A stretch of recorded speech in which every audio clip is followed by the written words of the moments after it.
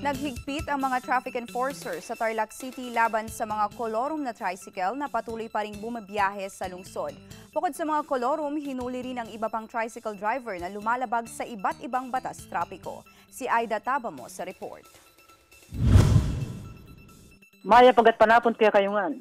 Umarangkada sa kalsada ang mga traffic enforcer ng siyudad ng Tarlac City upang manghuli ng mga kolor na tricycle na isa sa mga pangunahing dahilan ang pagskip ng daloy ng trapiko. Kanya-kanya palusot ang mga motorista na nahuli ng mga traffic enforcers ng siyudad.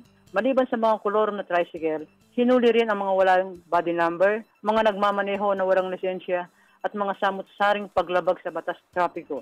Inimpound ang mga tricycle na lumabag sa batas trapiko. May multang 500 pesos ang mga kolor na tricycle sa first offense, 150 sa mga walang body number at sa mga walang kaukulang papeles na magpapatunay na hindi paso ang kanilang permit.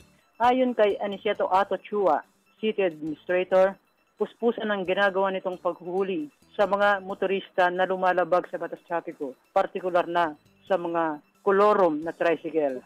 Iba't yan ni Tarlac City, Aida Tabamo, nag-uulat, Eagle News.